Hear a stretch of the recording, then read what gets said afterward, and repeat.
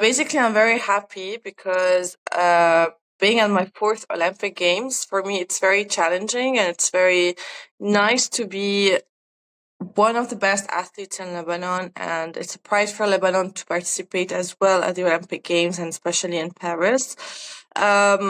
It's all about different experiences because my first Olympic wasn't like the second and the third, and I hope the fourth will be another experience as well. So I really hope to do the best, and I really hope to bring back home a medal. And this is our aim, and this is our target. So when you went for the first time, what was it like? What was the scene like? And were you hooked right away? For me, it's like going to any kind of new sport that I just want to try, because when I was young, I was very athletic. So all kind of sports my parents used to drop me in, I was like, okay, no problem. I learn, I go, I compete, I win, and then I decide if I want to stop or I want to continue. So, but that was really different because basically the idea is different.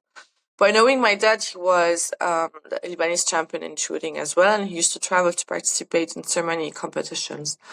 So I just don't. Maybe I didn't want to fail him, or just telling him that I didn't like it, or. But basically, it turned that I like it. Even though I turned blue all over, like my cheek, my shoulder, because the first gun I shot with was a hunting gun. So imagine the recoil. It's not like today there's new guns with less recoil. And I said, okay. So when I came home, and this is where it was the big thing, that my mother, when she saw me blue all over, and she said to dad, listen, okay, our daughter is not going to do the sport. I said, why? He said, Mom, look at yourself. You turned blue all over. You're not in pain. I said, no, I'm not in pain. And I told her, okay, then we will see what will happen next. And the second day, actually, when I came from school, I put my bag and I said, Dad, I want to go back shooting. And he said, but wait, you're still blue. How can you do this? I said, I don't care. I just want to go. No, it needs a lot of focus and really good preparation. Till today, I still miss targets, so just to tell you how difficult, because the environment changes, the climate change, it's an outdoor sport, the rain changes, the visibility change, the conditions might change.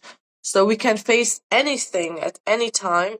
I'm very impressed in general by the mentality of, because I feel like one of the common things in a lot of the Arab countries is the athletes who do make it. It's always usually a lot of individual effort with little support.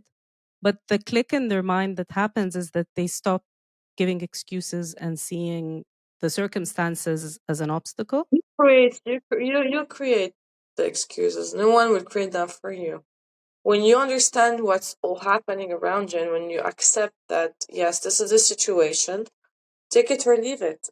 If you take it, then there is no excuses. If you leave it, then it means you don't want to fight. So it's up to you to decide. Was there a certain turning point for you, or when did this Olympic dream start? There was.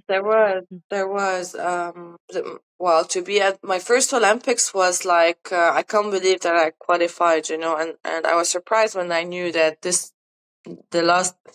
competition made me qualify for the Olympic Games, So definitely I was younger, and my first experience, so I ended up looking around athletes, taking signatures, just collecting pins, and so it wasn't like today, or it wasn't at all the same feeling and sensations. Like, I put another target to go to Rio after London.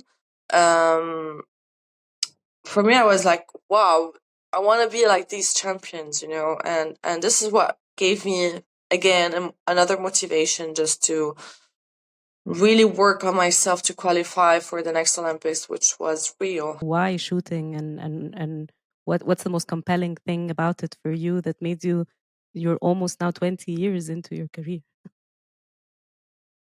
Actually, it's for women, for the Arab women, because shooting at the beginning of my career was like, shooting is a dominating sport for male.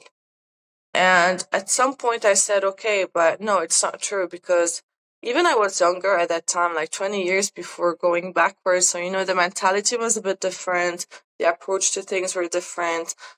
So I said, no, I want to prove that no, shooting is a very classic sport, is a very elegant, and it's a royal sport anyway. It's known long time ago that it's a very royal sport, and that was one of the things that, yes, I want to prove me as a woman that this kind of sport, nominated to be a managed sport, is not, because everywhere in the world they do. So being the first Arab female woman to participate and to do all these achievements, I opened doors for a lot of Arab women that today we can see everywhere in the Arab countries, women team participating.